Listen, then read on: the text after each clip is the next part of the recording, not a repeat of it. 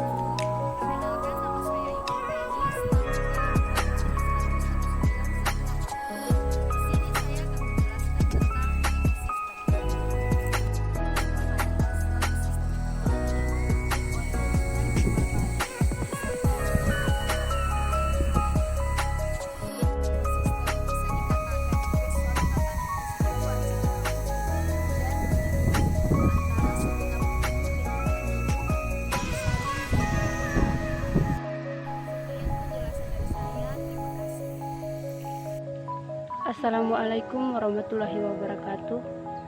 Perkenalkan, nama saya Aprince, Stambuk A401191162. Saya akan menjelaskan bagian dari ekologi, yaitu tentang biosfer.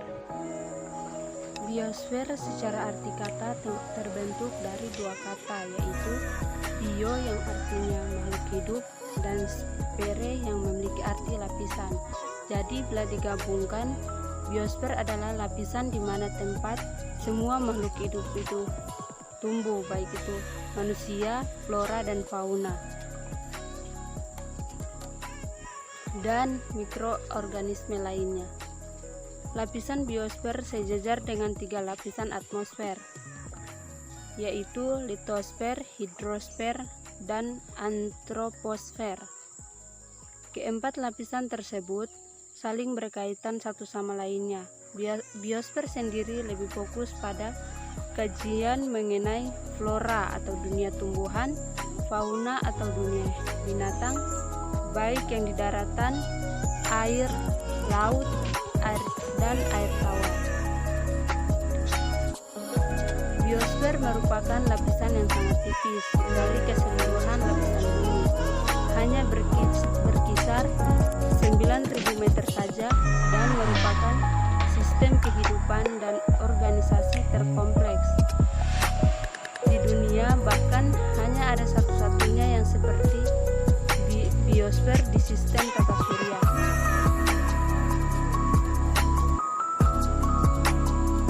Di dalam lapisan biosfer terdapat urutan tingkatan organisasi dari tingkat yang paling sederhana atau protoplasma dan yang paling kompleks atau biosfer. Yang pertama, protoplasma. Protoplasma merupakan zat hidup dalam sel yang sangat kecil dan spesifik serta sangat kompleks, seperti protein, lemak, dan lainnya. Yang kedua, sel. Sel merupakan kumpulan protoplasma. Ini kemudian membentuk sebuah sel. Kumpulan protoplasma ini kemudian berkumpul dalam membran inti sel yang ada di dalam makhluk hidup. Yang ketiga, jaringan. Sel-sel tadi kemudian menjadi jaringan. Jaringan merupakan sel-sel yang memiliki fungsi sama, misalnya saraf dan otot. Kemudian organ. Organ merupakan bagian dari organisme yang memiliki tugas tertentu dan spesifik, misalnya paru-paru untuk bernafas, kaki untuk berjalan, mata untuk melihat, telinga untuk mendengar, dan lain sebagainya. Kemudian sistem organ. Sistem organ merupakan kumpulan dari beberapa organ yang memiliki sinergitas kerja sama sehingga menghasilkan harmonisasi dalam tubuh. Misalnya, mata dan telinga saling membantu kerja satu sama lainnya. Kemudian organisme. Organisme merupakan nama lain dari makhluk hidup yang memiliki organ dan sistem organ yang terorganisir dengan baik. Yang berikutnya, populasi. Populasi merupakan organisme yang saling berkumpul sesuai dengan jenisnya, kemudian membentuk suatu populasi. Misalnya saja populasi badak atau badak bercula satu hanya terdapat pada Balai Konservasi Suaka Margasatwa Ujung Kulon. Kemudian komunitas. Di dalam komunitas terdapat berbagai populasi. Misal, di dalam satu komunitas di daerah A terdapat populasi badak, populasi merak, populasi ikan tawar, dan lainnya. Beberapa populasi yang terdapat di komunitas tersebut saling melakukan interaksi satu sama lain, baik itu sebagai kawan maupun sebagai lawan. Kemudian ekosistem.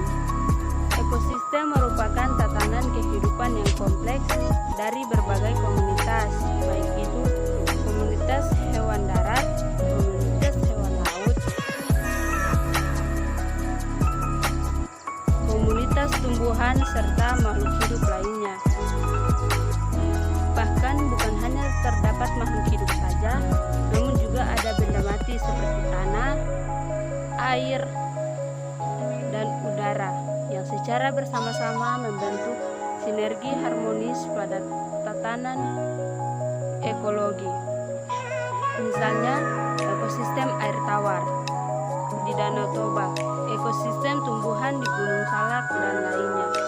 Bahkan saat ini ada ekosistem yang murni dan buatan yang sengaja dibuat oleh manusia dengan berbagai tujuan.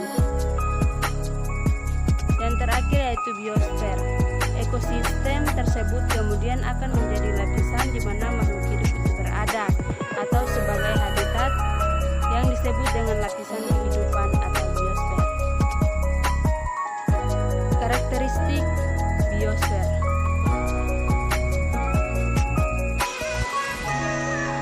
Di dalam lapisan biosfer ini mengkaji fokus pada flora dan fauna yang dilindungi, flora atau dunia tumbuhan dan fauna atau dunia hewan.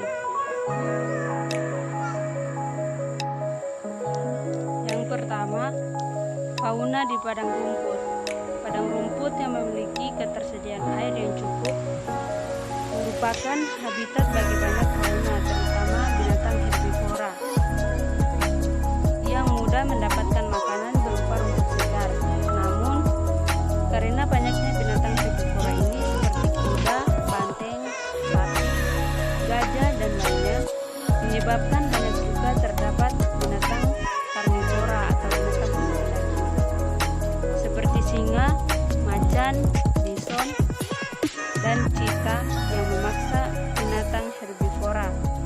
Pada rumput biasanya terdapat pada daerah yang sebenarnya cukup kering dengan curah hujan yang jarang terjadi. Yang kedua, fauna di daerah gurun. Gurun merupakan tempat yang sangat panas dengan kandungan airnya yang sangat sedikit. Perubahan suhu antara siang dan malam sangat kentara sekali. Di waktu siang hari suhu udara bisa mencapai 50 derajat Celcius. Namun di waktu malam hari bisa mencapai 0 derajat Celcius. Karena ekstrimnya gurun ini, sehingga hanya beberapa jenis fauna tertentu saja yang bisa mampu bertahan hidup. Faunanya didominasi oleh hewan kecil yang bisa membuat sarang di bawah tanah untuk melindungi dirinya dari perubahan suhu yang ekstrim, seperti ular, beberapa jenis semut dan kalajengking, serta beberapa jenis hewan yang memiliki ketersediaan air seperti unta dan kuda. Yang ketiga, fauna di daerah tundra. Tundra merupakan kebalikan dari gurun, yaitu merupakan daratan es atau salju. Bahkan di beberapa tempat yang sangat dekat dengan kutub utara akan dilapisi es abadi. Fauna yang bisa bertahan pada daerah tundra biasanya memiliki bulu tebal dan memiliki darah yang hangat. Hewannya diantaranya adalah bender dan muslok. Sedangkan mamalianya seperti beruang, kelinci kutub, kucing kutub, dan serigala kutub, serta beberapa jenis unggas seperti penguin dan hewan pemakan lumut. Ternyata hewan yang bisa bertahan hidup di daerah tundra lebih sedikit jumlahnya dibandingkan dengan hewan yang bisa hidup di daerah gurun. Yang keempat, fauna di daerah hujan tropis. Daerah tropis merupakan surga bagi makhluk hidup karena tempatnya yang sangat bersahabat dan ramah. Curah hujan di daerah tropis tinggi dan sinar matahari bersinar sepanjang tahunnya. Ada beberapa jenis fauna yang dapat ditemukan di daerah tropis. Untuk herbivora, hutan hujan tropis merupakan tempat yang sangat nyaman karena menyediakan beberapa jenis daun hijau lebat dan tersedia sepanjang tahun seperti hewan kera, gajah, serangga, kuda, badak, burung, unggas, sapi, kambing, hewan melata, dan lain-lainnya. Sedangkan untuk hewan karnivora juga tidak kalah banyak jenisnya seperti harimau, singa, buaya, ular, dan macan. Yang kelima, fauna di daerah taiga. Fauna yang mendominasi daerah ini adalah jenis burung yang sedang melakukan migrasi karena daerah asalnya mengalami musim gugur. Fauna yang ditemukan di daerah ini sedikit, antara lain serigala, beruang hitam, dan mose. Yang keenam, fauna di daerah kutub. Daerah kutub merupakan tempat yang sangat ekstrim untuk dijadikan tempat tinggal fauna. Hanya mereka yang memiliki sistem pertahanan khusus dan bulu sangat tebal yang bisa bertahan karena iklimnya yang sangat dingin. Antara lain seperti beruang kutub, penguin, anjing laut, dan singa laut. Yang ketujuh, fauna di daerah perairan. Organisme fauna yang hidup di perairan dibedakan berdasarkan modelnya. Antara lain, yang pertama, bentos merupakan fauna yang memiliki ukuran mikroskopis sangat kecil, bahkan tidak terlihat oleh kasat mata. Tempat tinggalnya terdapat pada dasar endapan perairan. Yang kedua, plankton adalah fauna yang berukuran kecil dan bertempat tinggal mengapung di perairan air laut, mengikuti pergerakan arus laut. Yang ketiga, nekton merupakan fauna yang bisa bergerak sendiri dengan kemampuan yang dimilikinya serta bisa berpindah-pindah tempat dengan mudah. Contohnya adalah ikan, amfibi, dan serangga air.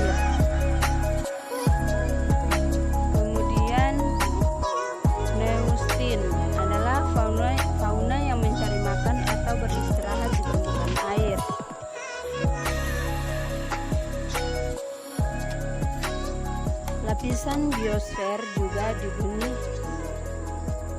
oleh tumbuhan yang dikenal sebagai flora. Biosfer yang berada di darat dan nampak kehidupannya lebih dikenal dengan bioma. Bioma merupakan sekumpulan ekosistem yang memiliki vegetasi hampir sama dan khas pada masing-masing biomanya. Tipe-tipe bioma dapat dibedakan menjadi: yang pertama, hutan hujan tropika. Hutan hujan tropika seperti dengan namanya merupakan bioma yang terdapat pada daerah tropis yang dilalui oleh garis khatulistiwa. Ciri-ciri dari bioma ini adalah terdapat curah hujan yang tinggi dan sinar matahari tersedia sepanjang tahun. Pohon dan vegetasi di bioma ini sangat beragam dan memiliki daun lebat. Pohonnya tinggi-tinggi, bahkan rata-rata mencapai 20 hingga 40 meter. Pada beberapa kasus bahkan pohonnya bisa mencapai tinggi 60 meter. Kelembapan udara di bioma ini sangat tinggi karena meskipun sinar matahari tersedia sepanjang tahun, namun tidak bisa mencapai tanah karena lebatnya daun. Persebaran bioma di Indonesia hampir menyeluruh. Di bagian Indonesia Barat terutama Sumatera, Kalimantan, dan Jawa, serta Papua. Di dunia persebarannya meliputi Amerika Selatan, Afrika, Australia, dan Amerika Tengah. Yang kedua, hutan musim tropika. Hutan musim biasanya ditandai dengan pohon yang menggugurkan daunnya ketika musim kemarau datang. Hal ini disebabkan karena musim panas di bioma ini lebih panjang dibandingkan musim dinginnya. Kemudian, hutan hujan iklim sedang. Hutan hujan iklim sedang ini tersebar pada daerah iklim sedang seperti di sepanjang pantai Pasifik Amerika Utara, dari negara bagian California hingga ke negara bagian Washington. Didominasi oleh pohon yang memiliki ukuran tertinggi di dunia seperti pinus. Jumlah vegetasi yang berada di hutan hujan iklim sedang ini lebih sedikit dibandingkan dengan di hutan hujan tropis. Yang keempat, hutan gugur. Hutan gugur merupakan hutan yang didominasi oleh pohon tinggi dan kuat serta memiliki daun yang lebat. Hutan ini berada di daerah yang agak kering, namun tetap memiliki kandungan air yang cukup banyak, meskipun tidak sebanyak di daerah hutan hujan tropis. Yang kelima, hutan taiga. Persebaran hutan taiga ini berada pada daerah dingin yang dekat dengan daerah kutub, seperti di daerah Kanada, Finlandia, Rusia, dan Siberia Utara.